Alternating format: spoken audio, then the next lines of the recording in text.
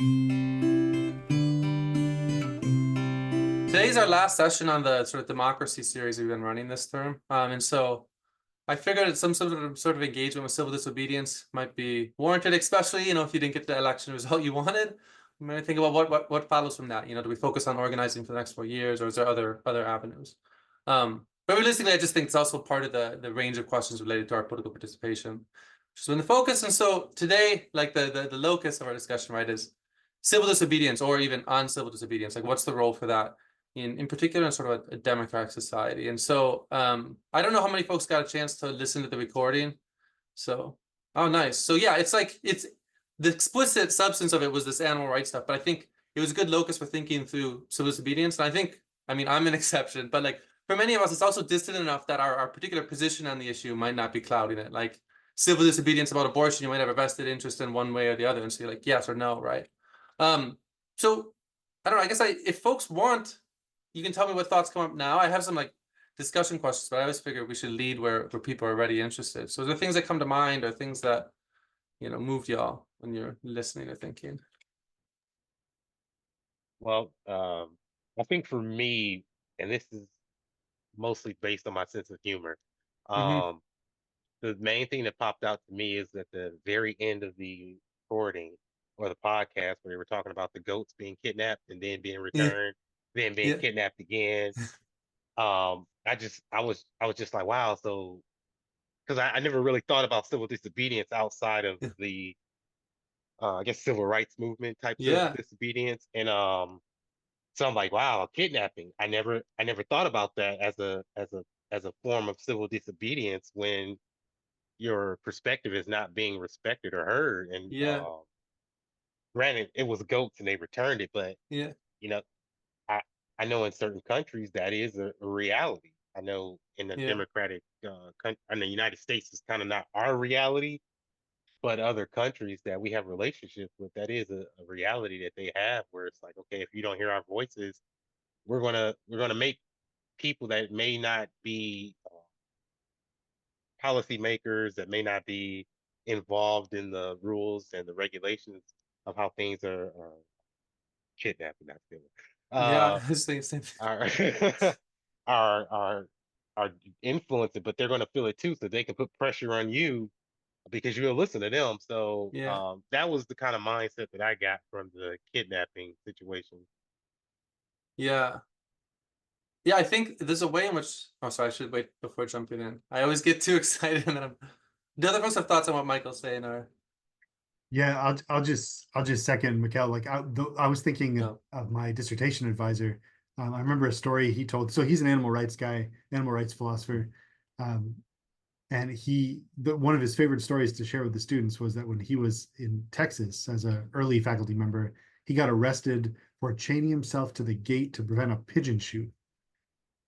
Where they just like they Yeah, hand raise pigeons and they set them in a field, and then hunters walk out and the pigeons fly and they shoot them. So this was like a big thing for Dr. Bernstein. He he felt this was a form of like morally justified civil disobedience. And mhm, I am well aligned to just sort of intuitively believe him on that case. But then I got thinking, like, what are the limits? And I think Josh, the podcast, did a great job of bringing up that tension between moral hero. Somebody said at one point the difference between moral hero and terrorist, right? mhm, There's a really precarious line there. And maybe it's less precarious than I thought. I'm not sure. mhm. Yeah, So maybe part of this, and I could use some help disentangling this, is the difference that they're trying to make between civil and uncivil disobedience.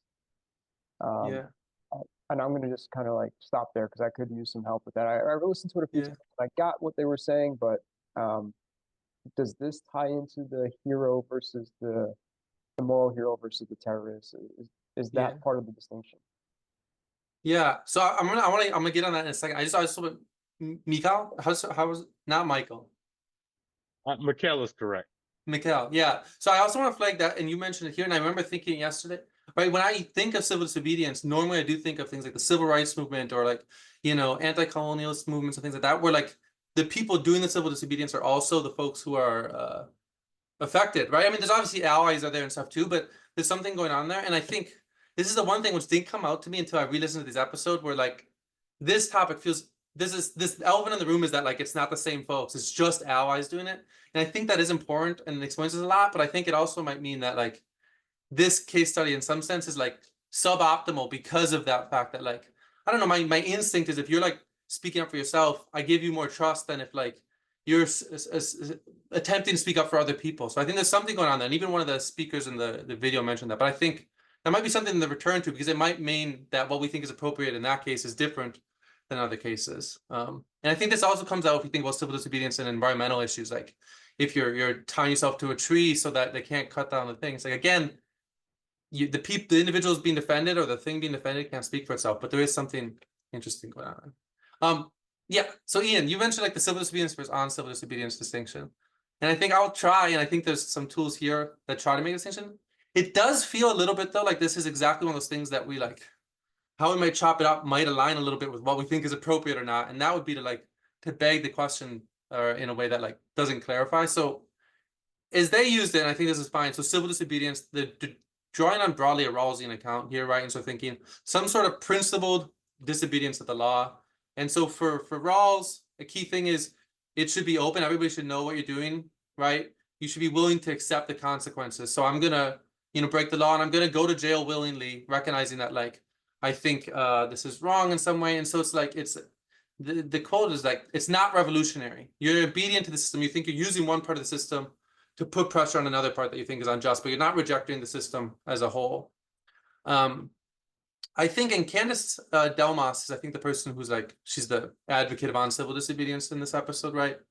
The key difference she identified, I think there's something plausible there, is it's not so much communicative, she says, right? So you could do it secretly. You could be trying to evade the law, that sort of thing. And this is what a lot of early environmental activism is. You steal animals, you don't tell, or you sabotage things, that sort of thing. It can be anonymous. It can be violent in the sense of maybe and there's a big distinction here. Maybe it's violent in the sense of doing property damage. Maybe it's violent in the sense that it's coercive. It's forcing people to do things they aren't committed to. And maybe it's even violent in the sense of literally harming physically other individuals, human beings or animals or whatever. And she identifies things like black bloc or like riots or leaking classified information, which I think is a range that, doesn't identify just one particular form of protest. But like the idea is here, I'm not going to turn myself in, I'm going to flee to a country that's going to protect me, or I'm going to hide out or whatever. And so a lot of animal rights advocate, civil disobedience and environmental stuff, especially I think more in the past. I think today the on civil disobedience of animal rights activism is a little less popular because a lot of people think, like I think it was Paytas or one of the people who think it's bad for our image, the image of animal rights people to do this. But broadly, I think the civil disobedience, you break the law and you're willing to accept the consequences, and you really believe in the system being able to like fix itself in some sense with your participation. Versus on civil, you might be doing things, you're not turning yourself in, you're not being open about it.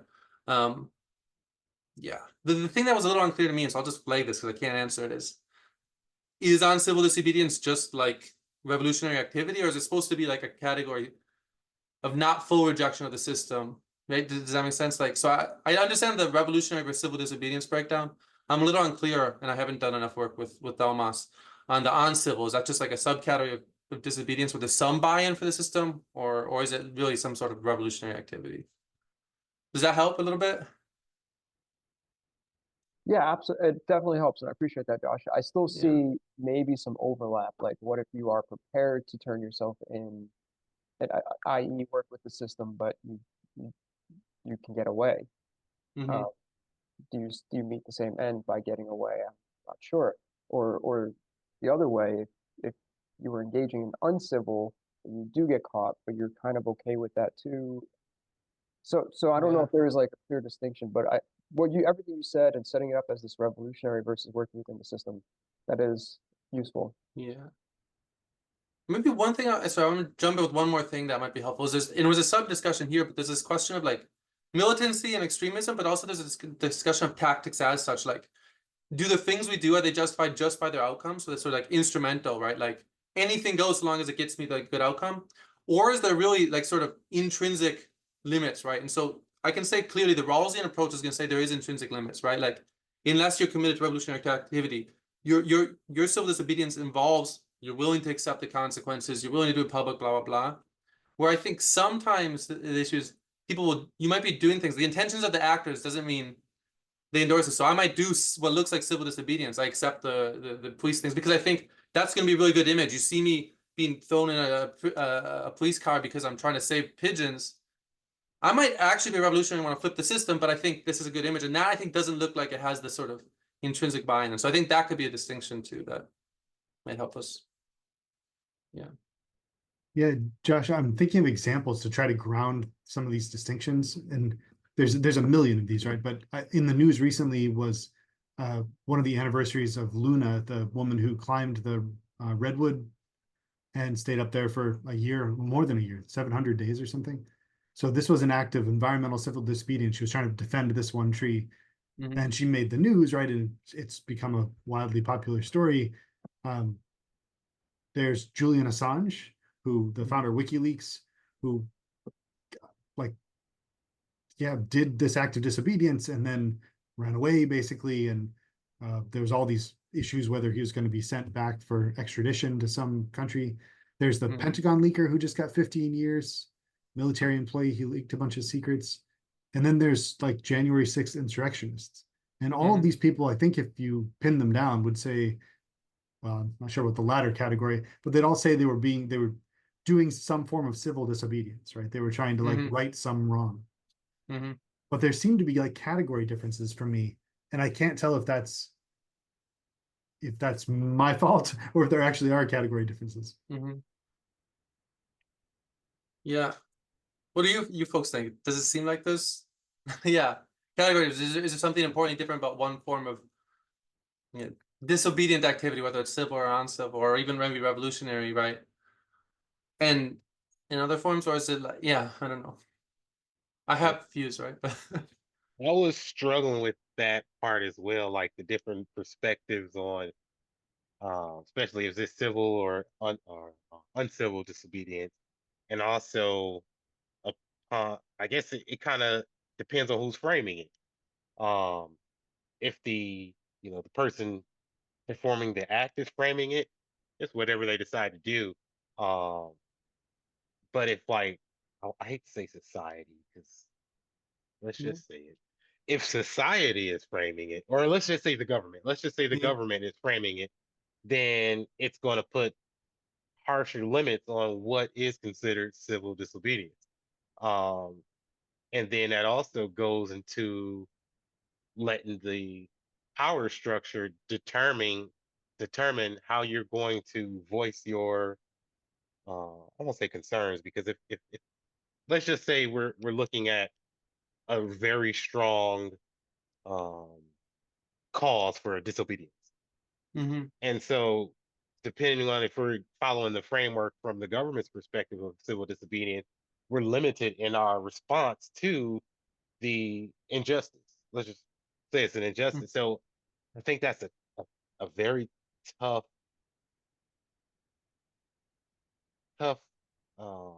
position to determine based on like civil disobedience versus uncivil disobedience, and also whose perspective is a just cause, or is the ends worth the means, or that's it's very tough. It's a lot of factors that play into that. I think so.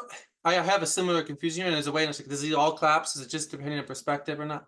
It feels like when I think, okay, if I imagine the person who's carrying out the action, I can imagine them having a distinction. Like I can imagine carrying out an action with the idea, I am committed to this system in some sense, and I am working against it, and you try to use the system to resolve its own problems. And so I can imagine thinking that. So doing the same action, whether I go to protest or whatever, I tie myself to the fence. I can imagine doing that in one state of mind where I'm committed to the system, and another state of mind where I'm not. And then I can see, okay, if that's what's going on, I can see, okay, there's a difference between, we can call the one civil, where I'm committed to accepting the consequences, and the other one uncivil, where if I accept the consequences, it's only because maybe instrumentally that's good for me, but not really a deep belief in it.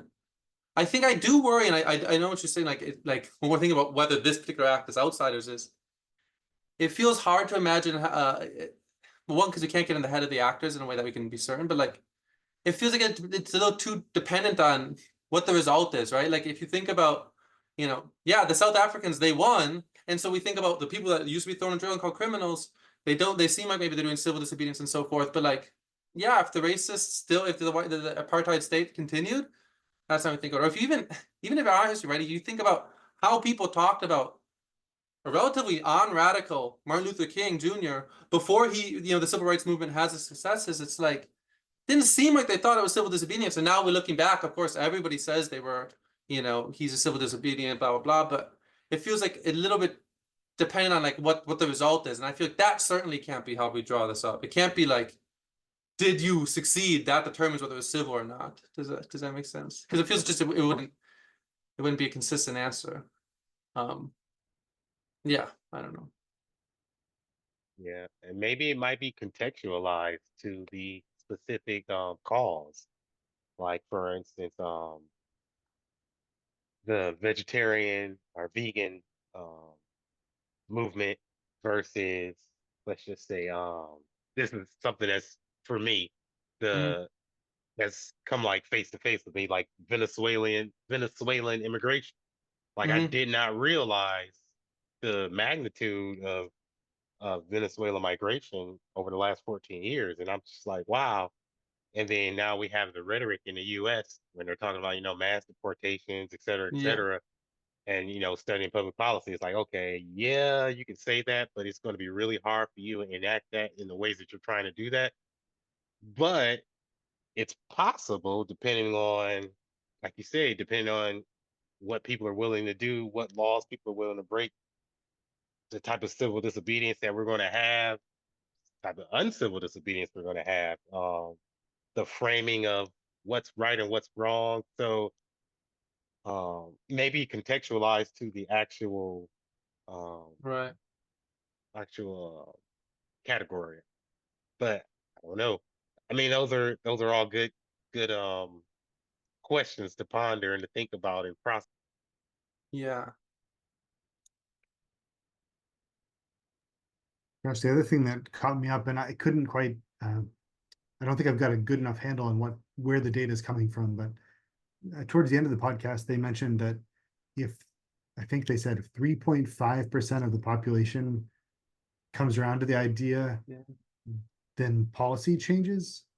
Yeah. That got my head spinning about just what a little nudge in the digital age it takes to like change the viewpoint of 3.5% of the population. Yeah. One person with a massive Twitter following, for instance, can do just that kind of thing. Yeah. I've And heard this thing for that changes okay. my perception of what it means to be disobedient. Yeah, I've heard this number for so long that it's abhorrent that I haven't looked into it in more detail. Because first of all, it just seems like it couldn't be true. And I think so. I'm sure the actual study is more particular, but like, right, like clearly it must be like 3.5%. Where I'm thinking of examples like clearly well more than 3.5% of people think abortion should be illegal and think abortion is an abhorrent murder, right? And so like I can see how that could be consistent with the idea, well, because then they're canceling each other out in some sense. But it feels hard to me imagine. Yeah, the idea that 3.5% works quite as simply as that statistic is carried out. I honestly I should really look at this like this is a this week activity because I hear it so much. If you do animal rights activism, you're always hearing this because it's very pessimistic situation to find yourself in where like seems like nobody's on your team, so to speak.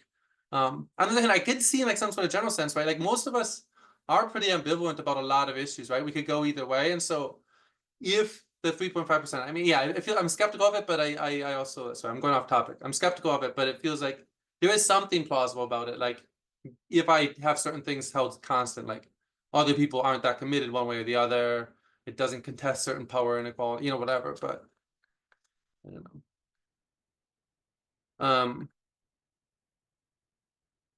Yeah.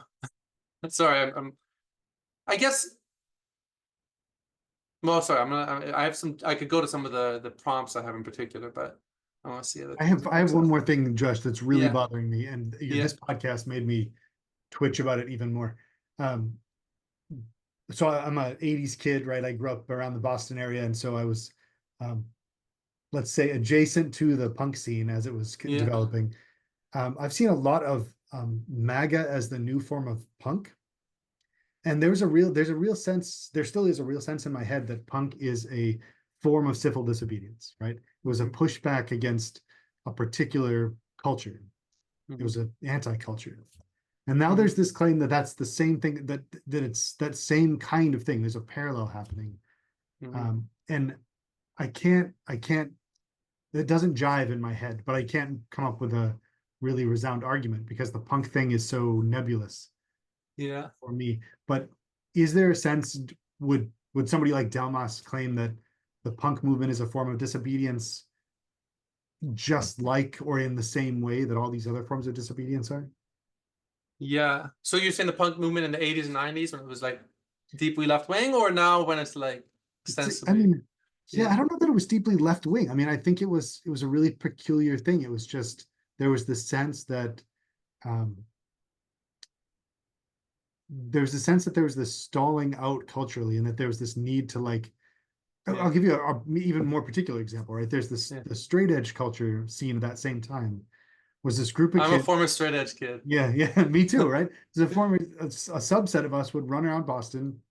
I am not one of these people. A bunch of my friends used to run around Boston and like, forcibly smack cigarettes out of people's hands. And like, there's this really sort of militant idea that let's just keep it simple, the drugs were bad or something, right? Like this was the straight edge movement, and this was a form of like a punk response, like an anti-culture, counterculture. Yeah. And it just doesn't jive in my head that the sort of stuff we were doing as kids that was counterculture within a system is the same sort of thing as what's happening now at the like national political scale. But maybe they're both forms of civil disobedience, and I just hadn't ever reconciled that. Yeah.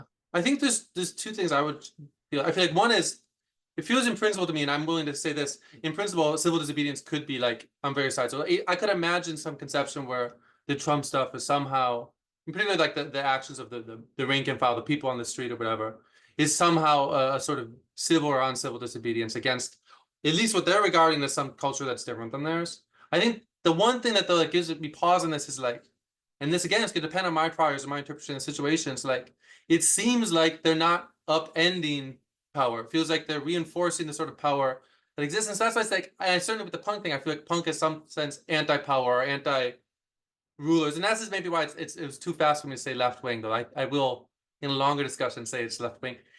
In some sense, this just feels like against authority, and not necessarily against authority because they're anarchists in some sort of theoretical way or they're left, but like just authority. And so the Trump stuff seems weird because I conceive of that as like, it's different than the way, it's not neocons, but it does seem like there's a certain hierarchy, and it doesn't seem like that hierarchy is much different than the hierarchy that actually exists and is endorsed by the people I think of as the ruling classes.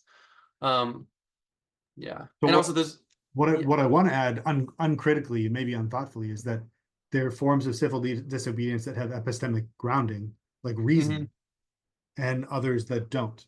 And the ones with epistemic grounding work within a system towards a particular end, and the others don't. But I don't know if that's too. I feel like I would agree with the epistemic grounding. So there's like maybe good reasons for the position. So whether it's like justified or not, that I can accept. I feel like it can't just be that the ones I would reject the idea that the ones with epistemic grounding working with the other system, because I also think there could be a sort of revolutionary that has epistemic grounding and also revolutionaries who don't, right? And so I think about those folks I really do disagree with, maybe, who do in some sense stand outside the norm of society. I could imagine them being civil disobedience. I don't know, I like the alt-right, or not even the alt-right, like the sort of explicitly Nazi right and things. They're engaging with some sort of disobedience. Some of them are literally revolutionary in the sense that they don't want the system that exists to obtain. They want to switch it back. Maybe they want to go back to, right? And I feel like, okay, we can call it revolutionary. It's just stupid or whatever, or wrong. And that's not just stupid. It's epistemically unjustified for me. It also has bad ends for me. And right, there's all these other things, right? Yeah.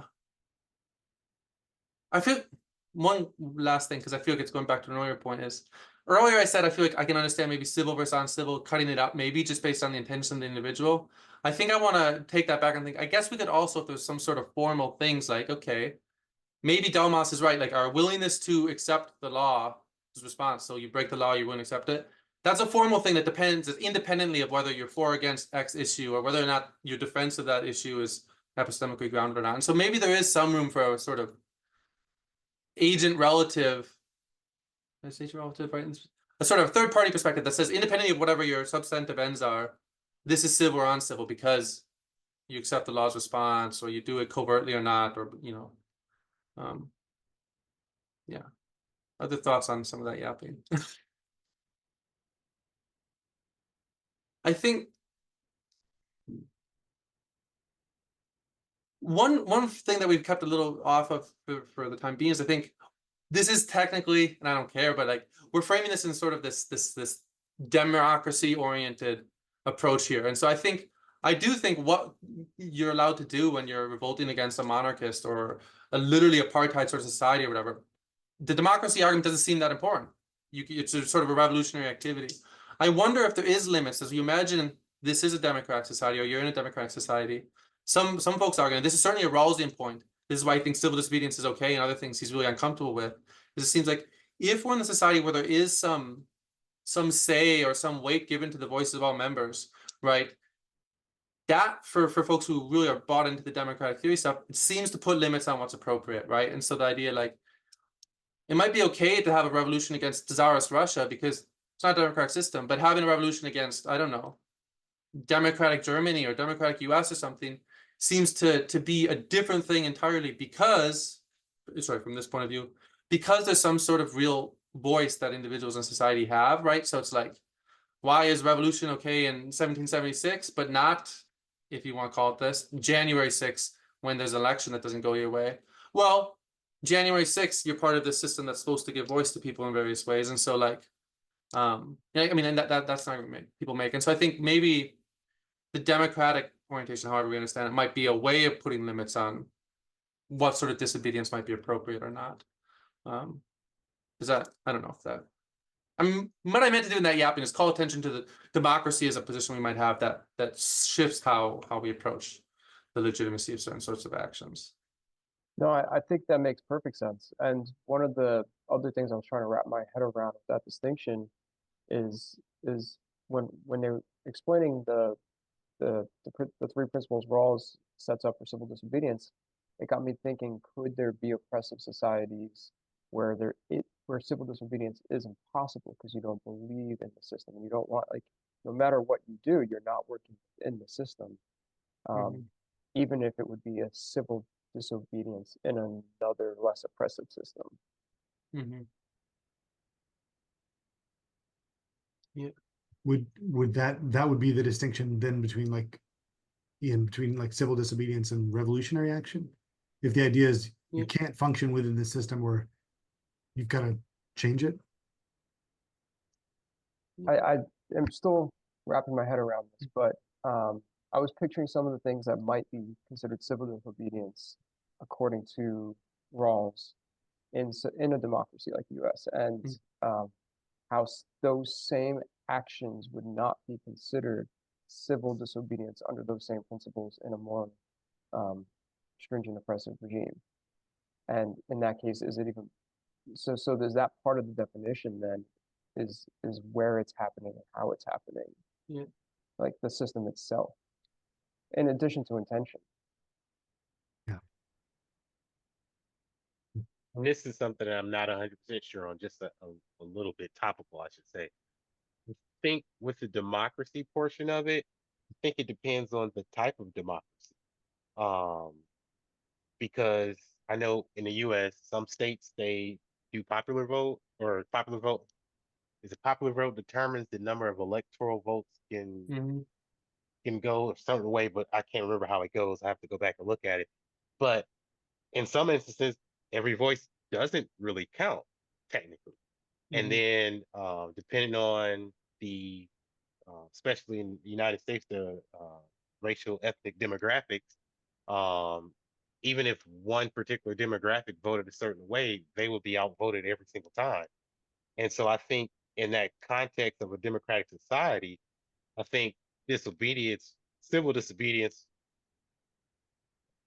no, I'm gonna say it. I think civil disobedience will be a viable option because if things remain the same, there is no way for you to have any relief because you're locked in based on the numbers.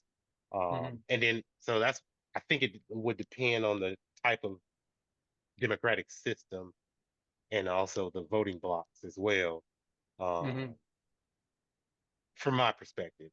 Um, yeah, because I could just Yeah. imagine like trying to wait for, and I'm just going to use the obvious because I'm black, trying to wait for voting rights for to come through based on the popular or based on voting. And it's like, if there wasn't some type of event or a series of events that took place, people wouldn't vote for a group of people to have voting rights, especially when they didn't want women to have voting rights. So I definitely would think in the democratic system there are situations where um, disobedience is, I would say, would be allowed for those reasons. I'd say. Mhm. Yeah. I think one distinction I think that becomes obvious. I think I can't speak for all, of course. I think most democratic theorists think there could be space for the civil disobedience, but I think that's like not a consensus, because of course someone's going to disagree in philosophy. But it's a near consensus position that there could be some sorts of civil disobedience that would be legitimate, and it's just like what the range and scope of that would be, right? Like how conditions are. And so Rawls has his and other folks have theirs. I think there does, and this seems plausible for the Rawlsian account at least, like I see the reasonability in thinking there's a distinction between something where I do an action and I think in some sense the system is not so corrupt that we have to destroy it, but it's like there's parts of it that are worth saving or that can be used to fix it, right? And so if that's a conceptualization people have, right? So like, of course, we know, or officially, right, the civil rights protesters in this country learned, a lot from folks in India. But of course, the situation is very different. So it's nonviolence is the main thing they're learning, right? With the folks who did the nonviolence of disobedience. But of course, in India, I think it's not really civil disobedience because it is a sort of, we're rejecting the authority that exists. I don't know if it would make sense to conceive of India as an independent country as it's the same system as India is not, though there's critiques of the economic system background, but like probably that seems like so even though maybe Gandhi and his supporters and Martin Luther King Jr. and his supporters are doing similar things, it makes sense to me to think, okay, one of those is civil disobedience and one of those is sort of nonviolent revolutionary activity. If they, we assume MLK believed in the system a certain way. So that makes me think there's maybe a 4-category thing here, and I'm sure someone said it, I just haven't read it. Maybe there's like civil and non-civil disobedience, and then maybe like civil and non-civil revolutionary activity. And so I'm thinking maybe like civil revolutionary activities, like some sort of limits, whatever those would be on it. Like we won't do genocides, or we won't carry out mass killings, or blah blah blah, or we won't do terrorist activity. Versus like, no, we're willing. Someone brought up the abductions and stuff. No, there's maybe like any means necessary. Our wrong is so horrible that we do think it's okay to abduct the child of the general, or we do think it's okay to round up the family of the dictator, or whatever. Right. And so maybe there is a distinction that we can make between these 4 categories. So like some sense within the system and not, and then some limits on what sort of within the system or not it is. I don't know. That might simplify things a little bit versus for me, I think civil disobedience inside system, revolutionary activity outside. So, well, no, but I could identify limits, and certainly presumably we imagine limits about whatever we would do that we think is appropriate, right? And there's of course people with different camps on that. So Gosh, I It's find kind of like that's having a Geneva Convention for the type of responses or things you'll do to attain your goal. mhm. yeah, I find that distinction really, really helpful, Josh. Sort of thinking through that, whatever we want to call it, like a typology of disobedience. But I was trying to reconcile Rawls versus Martin Luther King. Like Letter from a Birmingham Jail does all of the work that I think Rawls is trying to do, but does so with this really peculiar Gandhian nonviolent perspective. But then you've got, Thoreau's doing the same kind of work in civil disobedience, maybe as Rawls. So trying to parse out those differences, I think your typology is really helpful. So just to jump in, I also think there's this way in which, and this is maybe where, I don't know, the distance or the closeness to history or the distance from it can add or subtract, I'm not sure. But I also think about like, I did a history undergrad, so this is very rusty. But when I do think about, right, like how the people who were against slavery were thinking about in the 30s and 40s and 50s, it doesn't seem to me to have much of a connection. It seems like the Civil War as the resolution of that practice seems to fit with how many of those folks are thinking. It didn't seem like they thought we could stay within the system. On the other hand, certainly like the framers in setting up a system with this electoral college that we're still have and sort of things, maybe they did seem to think there was some sort of stability, that like somehow there was a way out within the system. I this is really minor, but thinking of Adams, I remember Adams was one of those folks, the early founding fathers, who thought freedom of the womb was a thing we should have, and like we could sort of naturally phase out slavery, and that would somehow like the system and maybe wouldn't have changed if that was a thing. So we do freedom of the womb, and then we ban importing human beings, right? Like, I don't know. I was sorry, what was I going with this? The where I was going with this is, it seems like when I think about these movements, it's hard for me to really buy the category of civil disobedience that Rawls seems to have, at least, where it's like we believe in the system, we have these certain limits. It just doesn't seem like that's very much the reality for almost any of the movements I've really thought about. And even if there are people who it could seem like that was a reality for, I have this like second historical critique that like, well, and some of us might have heard this, like, well, MLK needed the more radical folks outside him to be like, look, it's either me or it's that, right? Or Gandhi, his nonviolent protests can only work when there's tens of millions of people willing to do the violence to make this happen, you know. And so I wonder, like, in some senses, like are we ignoring a functional reality that the civil disobedience only works with the threat of the uncivil or the revolutionary, or the nonviolence only works with the threat of the violent? I mean, that's a functional argument that some like radicals make, and I'm thinking, yeah, maybe there is something there. And so then it also makes me wonder how important these distinctions are, right? Like, if that was true, then like, of course, it's just, I mean, yeah. I want to time out and fix one thing. I feel that does feel uncharitable from the perspective of people who are endorsing it. It feels like Gandhi or MLK seem to be committed to nonviolence in a way that doesn't look instrumental. It looks like a real commitment. And I'm certain that we can imagine folks who are committed to civil disobedience is really having a good faith commitment to that. They're not just thinking instrumentally, I'm serving my role and other people are doing theirs. But maybe that's a difference between evaluating individuals and then evaluating the structures that are happening. I don't know. That was a lot of yapping. I'm sorry about that. No, that's good. I know when I was reading the synopsis for this particular session today, it reminded me of a book. I have to admit, I read it, but I didn't read it. I don't know if that makes sense. I read it like a grad student would read it. Yeah. But it talked about when to fight and when to fight and when to talk. And they tried to give like strategies based on your power position, based on things like you said. What's the alternative? Like, hey, we can have this conversation. The alternative is we got 100,000 people who are ready to, do some really damaging things. And so I think that has to come into the equation as well to determine, how are we going to go about moving forward to get the outcome that we need, that we feel this injustice is happening. So I definitely think that is a big thing. Like, we got this one guy over here. Y'all sure y'all want to go this route, or y'all want to let's sit here and talk and do it civilly. And I also think this was just a random thought I had earlier, and this is specific to the United States, of course. I think it's tough right now to have and this, I think the disobedience part is going to be uncivil just because there is a pattern of non-civil communication.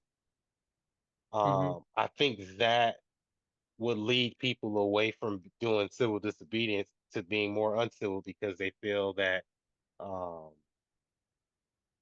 whatever reasons they don't talk to a person like they're a person. There's the humanity perspective is not there, and this is just my interpretation of it.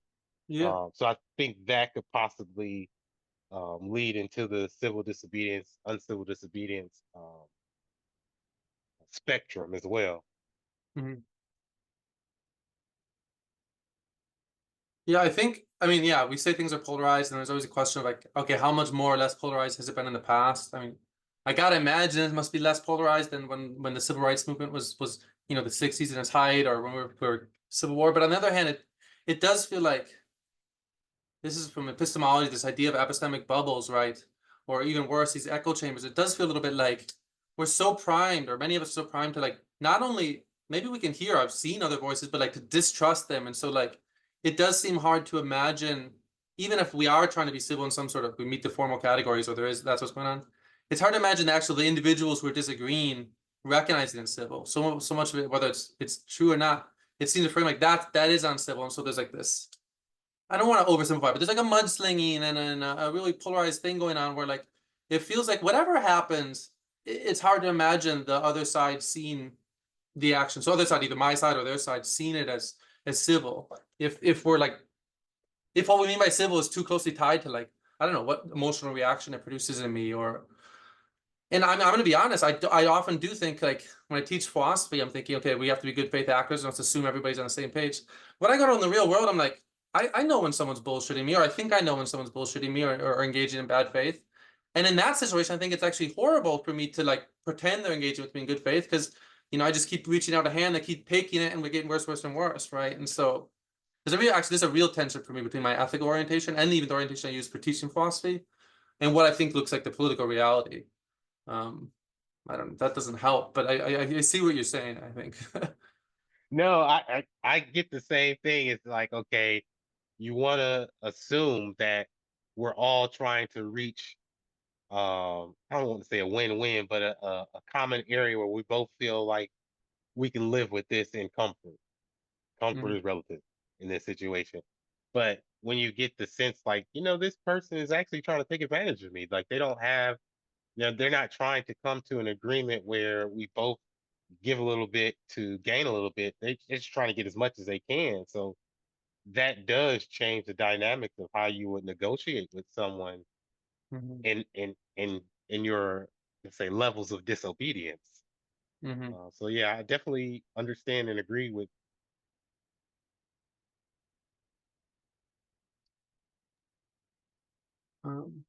Yeah, to talk about civil disobedience and working within a system, I mean, the other thing that strikes me is, or I'm reminded of, is that there's a huge educational gap in this country. I read this morning again that I think it's 53% of Americans read at a sixth grade level or less, right? And there are lots of reasons for that, of course. Just a depressing statistic as an educator. But that's a limiting factor in people's capacity to engage in complex arguments, I think. And then there's also an unwillingness coupled to that, which, Mikhail, I think you were after. Like, some people just have an unwillingness to engage in good faith in a discussion. And that all couples to this idea that working within a system, I feel like, is more complicated than it's ever been. And then there's some hilarious, one of my favorite sort of pop culture reminders of this is Tom Morello. If you remember Morello, he's the lead guitarist for Rage Against the Machine. And he is, to this day, involved in these crazy ex-Twitter debates on social media about the point of the music in the 90s. Because a lot of people are like misunderstanding what the intention of those songs were, which is, I think, Josh, you put it earlier, it's nonviolence with the threat of violence. That's what that entire band was about. And the direction, the political direction has been misinterpreted so widely. And so Morello is just being all snarky, delightfully snarky about this on social media. It's a confusing space.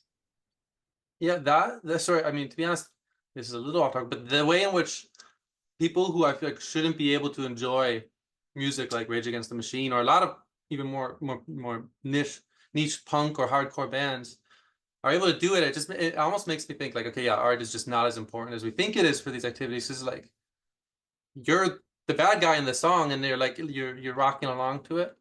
I also want to say when I was in undergrad in Madison, we like occupied the state capitol building for like a month to stop.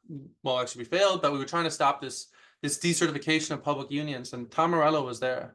He came a couple times. I remember we met him because he was in the organization. Very nice guy, and he's been walking the walk for ages. He's a good dude.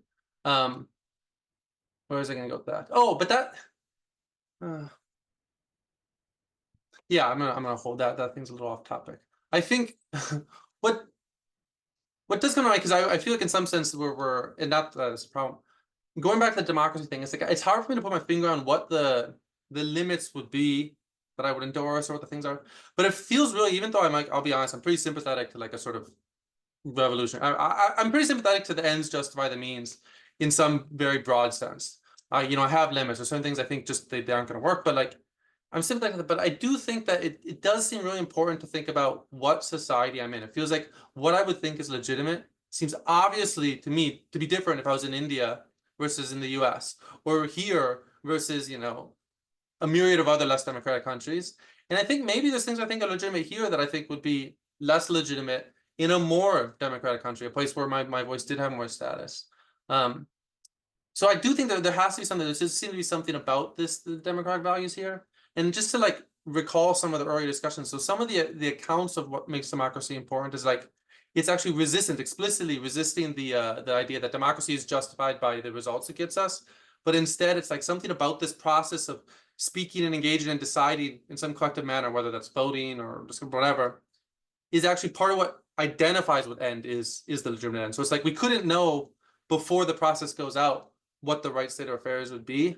And I often do find that hard to accept because I kind of think, no, like there's a moral law that's independent of all this stuff. But people are really serious about democracy. Some people who have a conception of democracy think that, no, that's a misunderstanding. Like what the right outcome is dependent on what people decide. And I think there's the reason, now I'm coming back to the point.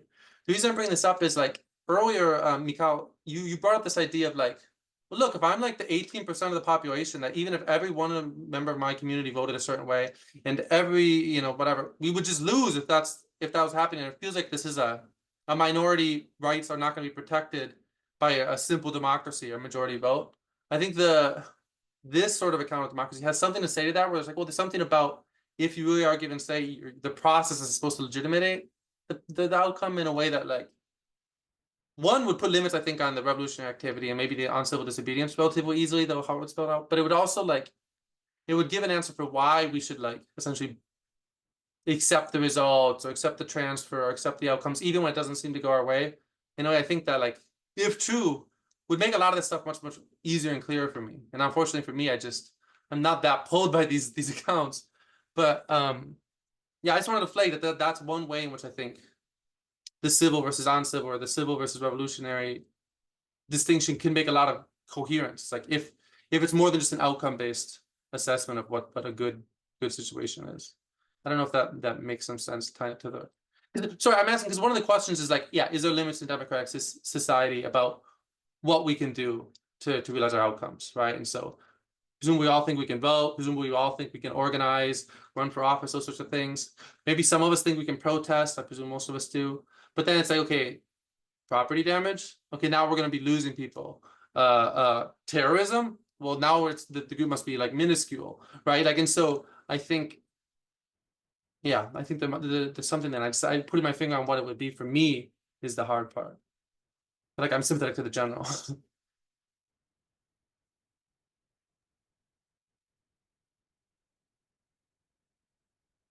Like I'm sympathetic towards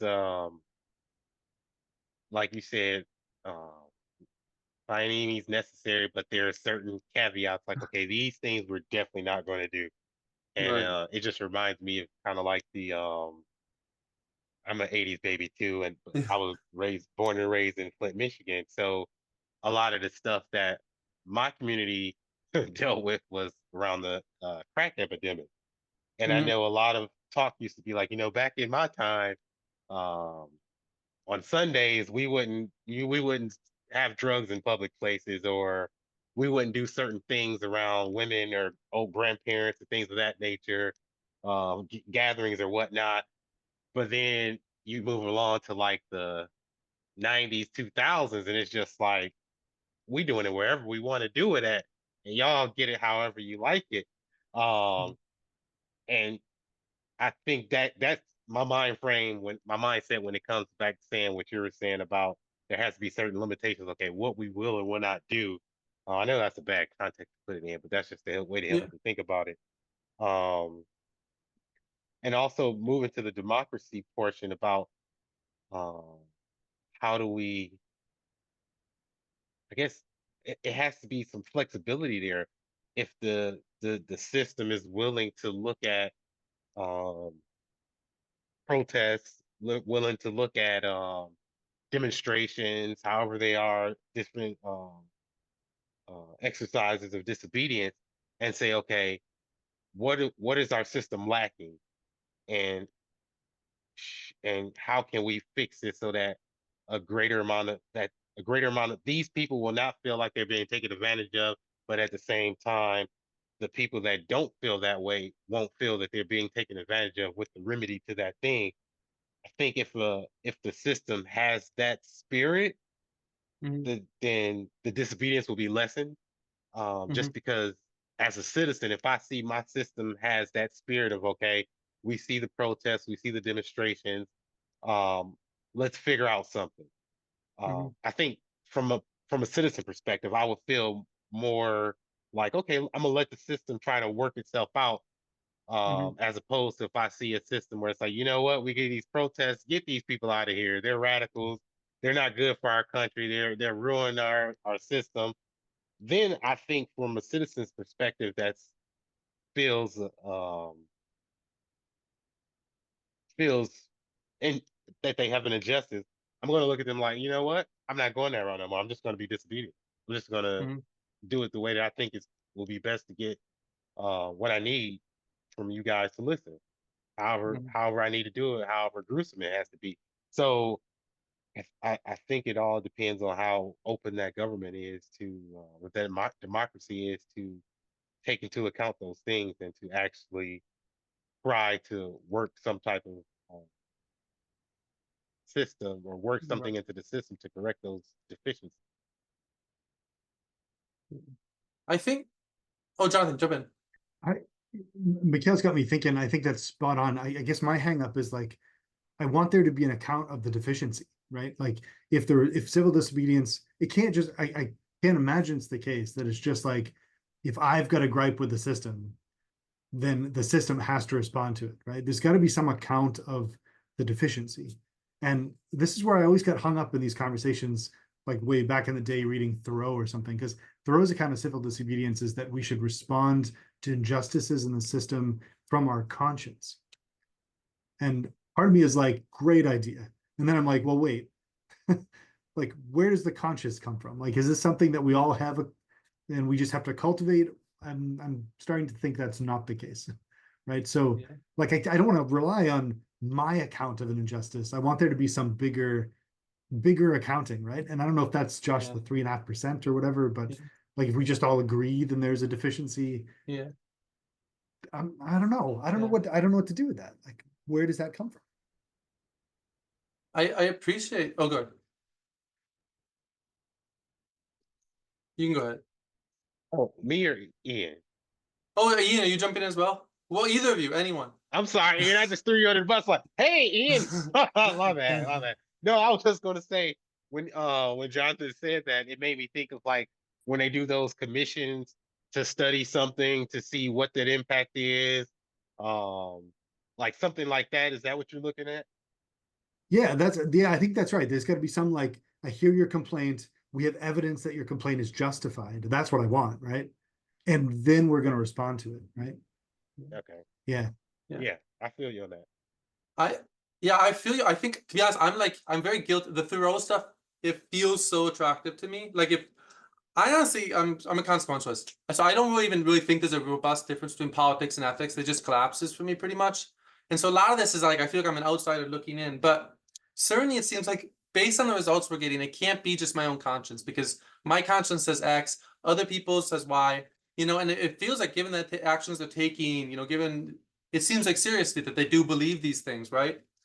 And so there seems to be a limit. And I wanted to thank you, Jonathan, because I think that 3.5%, maybe that's the sort of thing that like is like okay, it's not just you can do anything, but like, I don't know if that's it, but like some sort of bar that needs to be met. You need to have enough people thinking about it. It doesn't mean enough people concerned.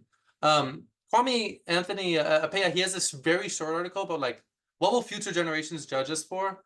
And one of the things he thinks we should use as a clue that they might be doing something wrong is just like, it's a public issue. People have talked about it and people have made more arguments about it. And then those arguments aren't very good or something like that. And so I can see we could do some work to like create some sort of, I don't know if we would agree on which ones they are, but I do see room for that. And I think also like this seems to me like pretty well justified moves you can make. Okay, there needs to be some significant population who endorses the view, right? Or there needs to be like people have had a chance to hear the nonviolent offer before the violent offer is executed, or things like that that seem plausible to me. What was I just saying? One other thing. Well, I lost the other thing, so we'll leave that. I'll stop there for a moment. Yeah. Oh, I want to say, so on the Rawls thing. So I'll be honest. I found when I read Rawls, and I was even younger then, and so more naive probably.